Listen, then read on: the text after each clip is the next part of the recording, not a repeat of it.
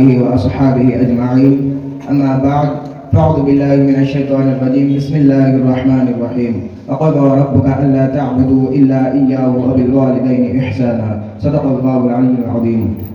সমস্ত প্রশংসা সমস্ত গুণগান সেই মহান রব্বুল আলামিনের জন্য, যিনি আমাকে আপনাকে বড় ভালোবেসে সুন্দর একটি মজলিসে বসার তৌফিক দান করছেন। তাই তেনার প্রতি সকলে শুকরিয়া বলি আলহামদুলিল্লাহ।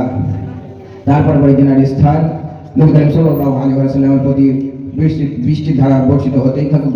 সালাম সাল্লাল্লাহু আমিন। তারপর আমি আপনাদের সামনে যে বিষয় নিয়ে বয়ান করবো সেটা হচ্ছে মা বাবার হক। বলা হয় যে দুনিয়ার মধ্যে আল্লাহ তাআলাকে রাজি খুশি করাতে গেলে যে আল্লাহ যত ইবাদত, নামাজ, কালাম, সদকা, যাকাত দিলেই যে আল্লাহ তাআলা রাজি খুশি হয় তাই কিন্তু নয়। তার সাথে সাথে বলা হয়েছে মা বাবার সাথে সদ্ব্যবহার না করলে আল্লাহ তাআলা রাজি খুশি হন না।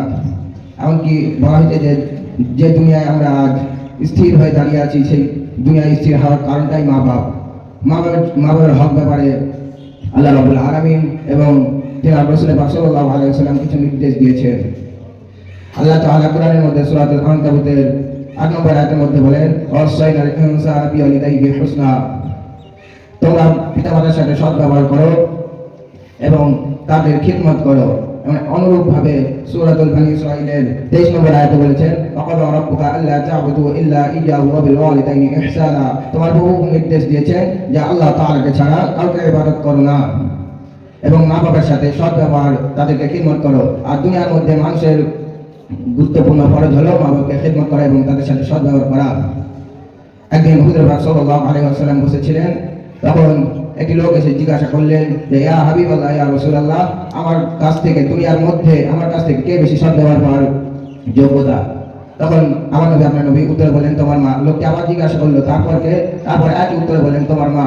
লোকটি আবার জিজ্ঞাসা করলো যে তারপর কে? তৃতীয়বার একই উত্তর দিলেন তোমার মা। লোকটি যখন 4 বার বললেন ইয়া হাবিবাল্লাহ, ইয়া রাসূলুল্লাহ, তারপর কে? তখন আমার নবী আপনার নবী উত্তরে বলেন তোমার বাবা।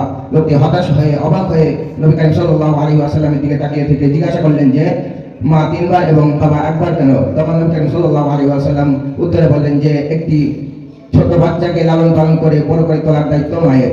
যতটা কষ্ট হয় ছোট থেকে বড় করতে, মা যদি 4 ভাগ পায়, বাপ তার 4 ভাগের 8 ভাগও পায় না। বলা হয়েছে যে দুনিয়ার মধ্যে মা বাবাকে খিদমত করা এমন একটা আমল যে মা বাবার খিদমতের ওসিলায় আল্লাহ তাআলার কাছে যদি মন থেকে প্রাণ থেকে দোয়া করে, আল্লাহ তাআলা দোয়া কবুল করেন। হুজুর পাক সাল্লাল্লাহু আলাইহি ওয়াসাল্লাম একদিন বসেছিলেন, সাহাবাগণদের এই ঘটনাটি শুনে বুঝালেন যে মা বাবার খিদমত করলে দুনিয়ায় কি পাওয়া যায়। একদিন 3 ভাই একটি জঙ্গলের ভেতরে ঘুরতে যাওয়ার পরিকল্পনা করে। তারপর যখন আস্তে আস্তে জঙ্গলের মধ্যখানে চলে যায়, তখন খুব জোরে খুব বৃষ্টি হচ্ছিল।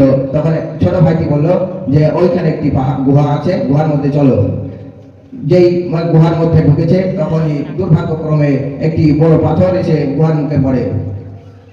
পাথরটা এতটা বড়ই ছিল যে ওই 3 ভাই বের হওয়ার তো দূরে থাক, এমনকি গুহার ভেতরে আলো বাতাস কিছুই যাচ্ছিল না। তখন ছোট ভাইটি কাঁদতে কাঁদতে বলল, ও ভাই, ও আমার কলিজার ভাইরা, চলো আমরা আমাদের যত নেক কাজ, আমাদের যত সর্বশ্রেষ্ঠ নেক কাজ দিয়ে আল্লাহ তাআলার কাছে দোয়া করি যাতে এই পাথরটি সরে যায়।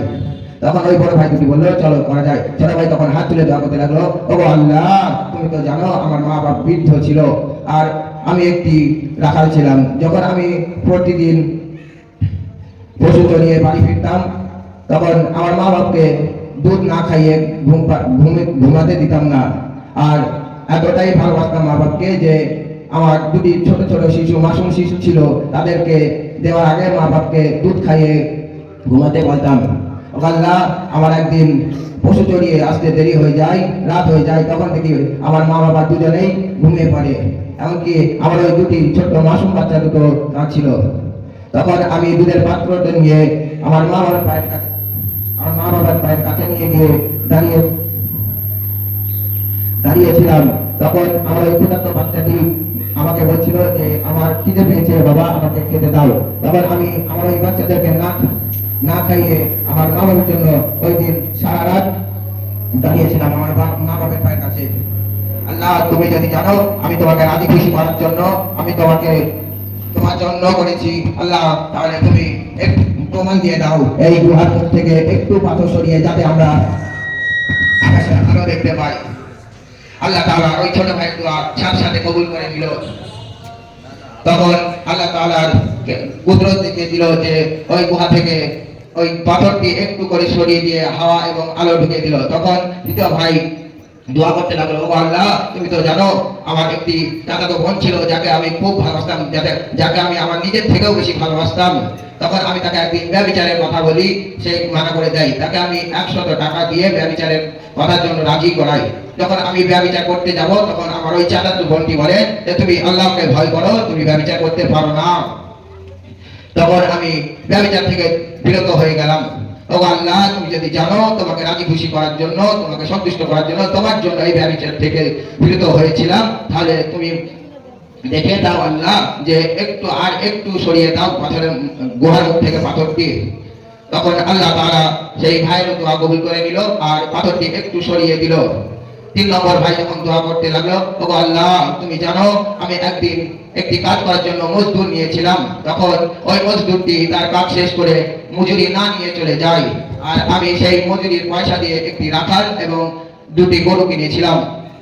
তারপর একদিন হঠাৎ ওই লোকটি এসে জিজ্ঞাসা করে যে, ও ভাই, তুমি আমার মজুরি দাও। তখন আমি বলেছিলাম যে এই একটি রাখাল এবং 2টি গরু তোমার মজুরি। তখন ওই লোকটি বলেছিল, তুমি আল্লাহকে ভয় করো, তুমি আমার সাথে ঠাট্টা করো না। তখন ওই ভাইটি বলেছিল, আমি আল্লাহকে ভয় করি, আমি তোমার সাথে ঠাট্টা করছি না। তখন ওই লোকটি ওই একটি রাখাল এবং 2টি গরু নিয়ে চলে যাই। ও আল্লাহ, তুমি যদি জানো আমি তোমার জন্য, তোমাকে রাজি খুশি করার জন্য, তোমাকে সন্তুষ্ট করার জন্য এই কাজটি করেছিলাম, তাহলে তুমি এই গুহার মুখ থেকে সম্পূর্ণ পাথরটাই সরিয়ে দাও। তখন ওই 3 নম্বর ভাইয়ের দোয়া কবুল হয়ে যায় আর সাথে সাথে ওই পাথরটি সরে যায়। এই ঘটনা দ্বারা আমরা বুঝতে পারি যে তুমি দুনিয়ার মধ্যে মা বাপকে খিদমত করো এবং মা বাবার সাথে সদ্ব্যবহার করো, নিজে পরিশ্রম করে মা বাপকে খাও এবং গিয়ে মা বাপকে একটু শব্দও না করতে দাও, কষ্ট না দিতে দাও, তাহলে তুমি যত বড়ই বিপদে পড়ো না কেন আল্লাহ তাআলা তোমার সাথে থাকবে এবং বিপদ মুক্ত করে দেবে। আর 2 নম্বর হয়েছে যে তুমি ওই ব্যক্তিদের মধ্যে সর্বশ্রেষ্ঠ ব্যক্তি যে তুমি ব্যভিচারের সুযোগ পেয়েও তুমি ব্যভিচার করোনি, ব্যভিচার থেকে বিরত হয়ে গেছিল। হাদিসে বর্ণিত আছেন যে সহিহ বুখারী প্রথম খণ্ড 91 নম্বর পৃষ্ঠায় যে ব্যভিচারের সুযোগ পেয়েও, যে ব্যক্তি ব্যভিচারের সমস্ত সুযোগ পেয়েও সে ব্যভিচার করলো না, আল্লাহ তাআলা বলেছেন তাকে হাসরের ময়দানে ডান হাতে আমলনামা দেওয়া হবে। সুবহানাল্লাহ। 3 নম্বর বলেন যে কারো হক নষ্ট না করে নিজের ইচ্ছায় আল্লাহ তাআলা আমাদেরকে দুনিয়ার মধ্যে বিশেষ করে মা বাবার খিদমত এবং খারাপ কাজ থেকে বিরত রাখুন। সাল্লাল্লাহু আমিন। এবারে আমার বক্তৃতা শেষ করছি। আখির দাওয়ানা আলহামদুলিল্লাহি রাব্বিল আলামিন। আসসালামু আলাইকুম ওয়া রাহমাতুল্লাহি ওয়া বারাকাতুহু। সর্বশেষ প্রতিযোগী নাসিরউদ্দিন শেখ, সে দায়িত্বে আসবে এবং নিজের